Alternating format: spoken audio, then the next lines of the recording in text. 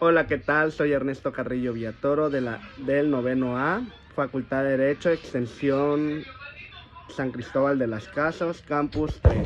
El día de hoy les voy a hablar sobre el análisis teórico comparativo del artículo tercero constitucional, párrafo 1 y 2, en su aplicación a la realidad. Para empezar, quisiera comenzar con la primera interrogante. ¿En realidad la educación en México es gratuita? No sé si se han preguntado, pero yo me cuestiono mucho si la educación realmente, así como lo plasma la Constitución, es verdaderamente gratuita. Por eso es el motivo de mi investigación. Bueno, para empezar les quisiera comentar que el enfoque que utilicé, o sea, la metodología que utilicé para esta investigación fue un enfoque mixto. Ahora bien, respondiendo a la interrogante que les hice sobre si la educación en México es gratuita, déjenme decirles que no. La Constitución te lo marca en que sí, pero ¿por qué les digo que no? Bueno, hablando sobre grupos vulnerables, empezando por ahí, ¿no? Por los grupos vulnerables. Está la zona rural y está la zona urbana. En la zona urbana pues no hay tanto problema porque están bien económicamente, por decirlo a bien, pero tienen las posibilidades para mandar a sus hijos a la escuela. En cambio la zona rural no.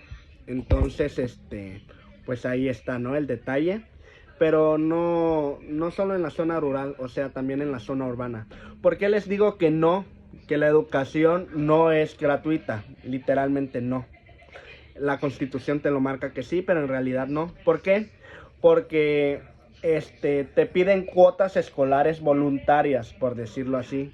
Se supone que en el párrafo primero te dice que la educación es laica, gratuita y obligatoria, ¿no?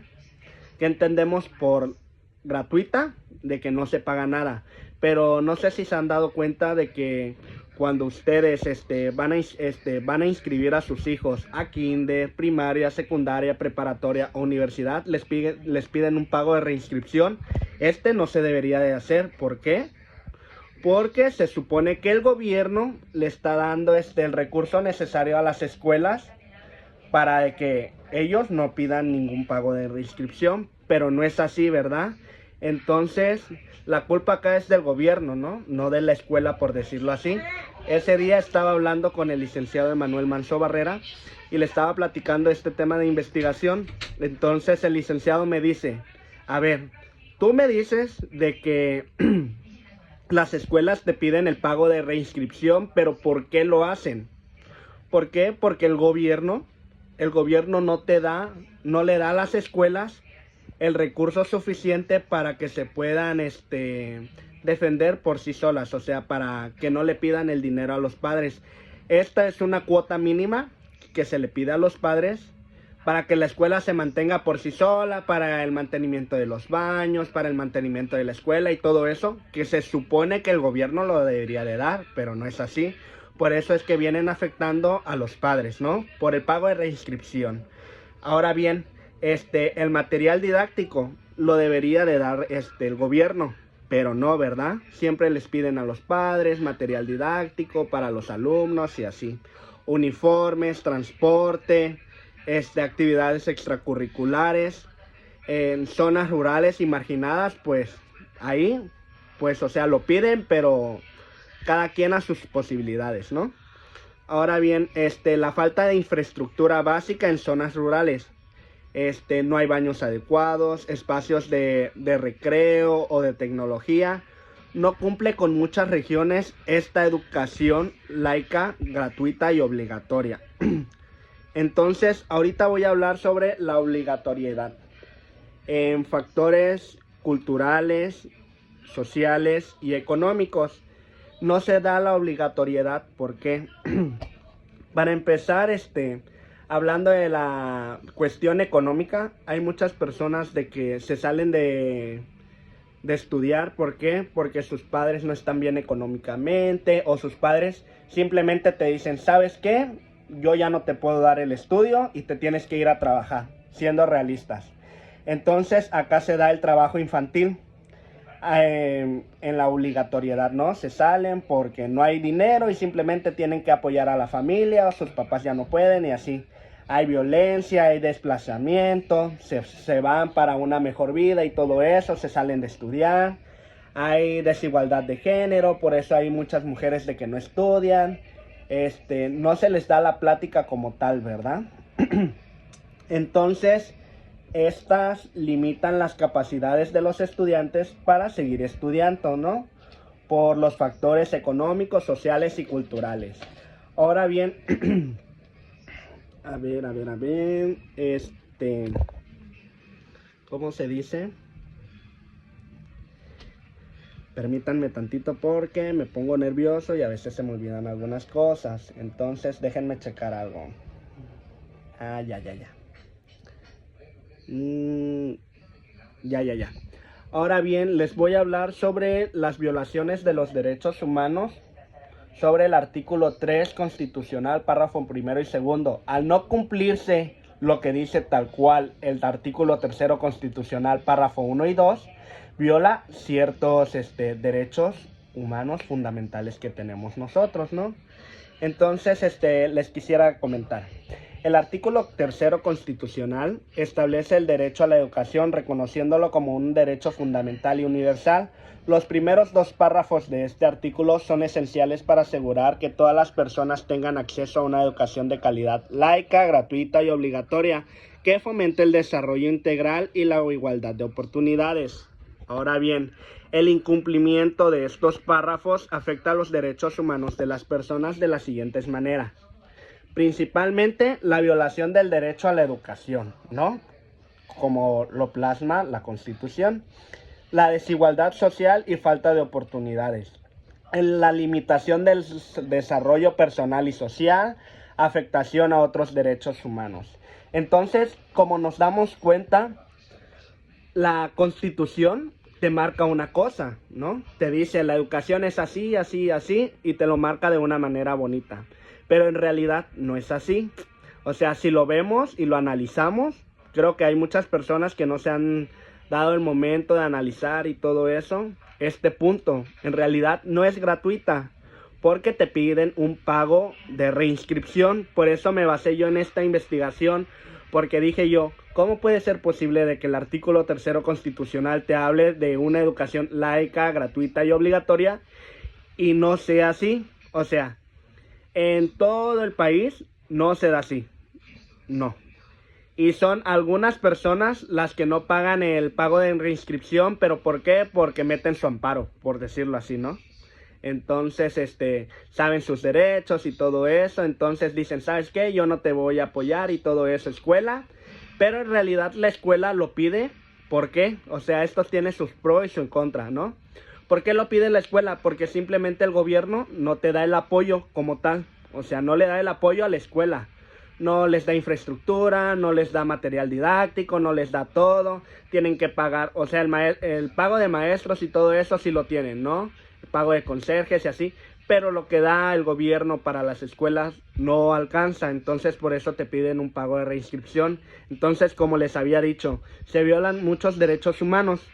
Fundamental es la violación del derecho a la educación, desigualdad social y falta de oportunidades, limitación del desarrollo personal y social, afectación a otros derechos humanos, en fin, afecta de muchas maneras, ¿no? Y como se los había comentado anteriormente, no es obligatoria como tal, o hay que ver la manera en de que sea obligatoria y que se cumpla. ¿Por qué?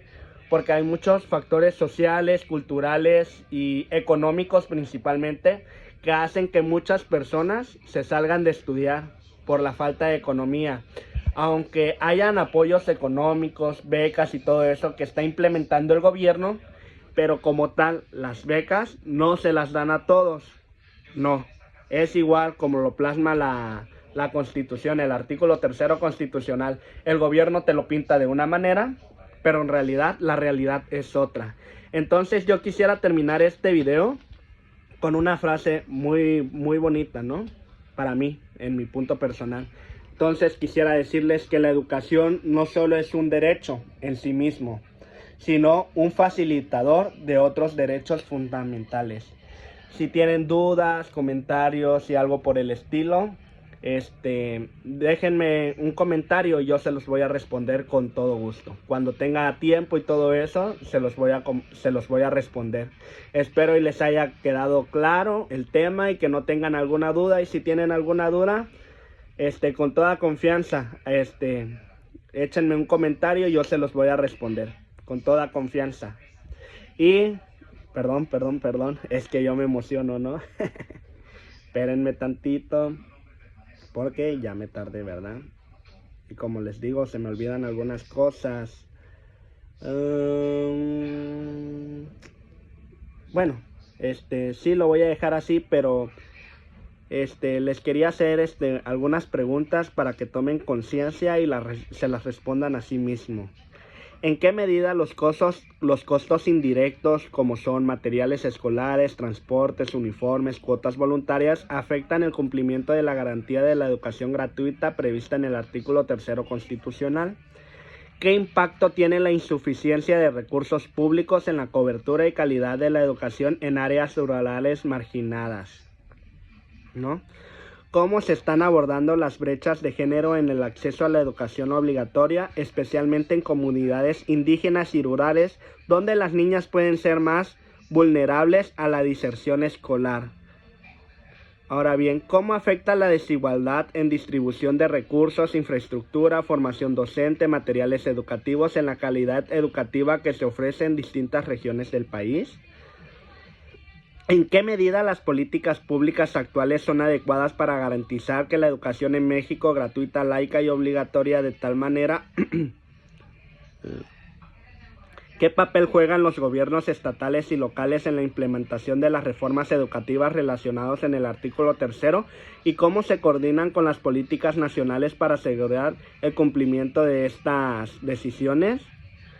¿Qué reformas legislativas o cambios en la política pública educativa serían necesarios para lograr una aplicación efectiva del artículo 3º constitucional en su totalidad? ¿Cómo afecta el incumplimiento de los principios del artículo 3 en la justicia social y en la creación de oportunidades equitativas para todos los mexicanos, especialmente para los sectores más vulnerables? Son muchas preguntas, ¿verdad? Que no nos hemos puesto a analizar, y la verdad es muy desgraciado, es muy desafortunadamente de que el gobierno te plasme las cosas de una manera cuando la realidad es otra, y peor aún que nosotros lo vivamos y no tomemos conciencia o no levantemos la voz, por decirlo así. O sea, y para que haya un cambio en la totalidad, o sea, para que haya un cambio sobre lo que dice el artículo 3º constitucional a la realidad, van a tener que pasar muchos años para que se aplique de tal manera, ¿no? Entonces, discúlpenme si me trabé o algo y si me confundí en algunas cosas, pero creo que no, todo estuvo bien. Espero y les haya gustado este video y que se pongan a investigar, ¿no? Porque hay muchos problemas en el país de que no hemos tomado conciencia, ¿no? Y como se los había dicho, el gobierno te lo pinta de una manera y nosotros sí le creemos, sí, la educación es laica, gratuita y obligatoria, y no. O sea, nosotros, si nos dicen es blanco y nosotros sabemos que es verde, decimos que es blanco, ¿no? Entonces, hay que tomar conciencia, hay que investigar, hay que investigar bastante, ¿verdad? Y hay que hacer el cambio.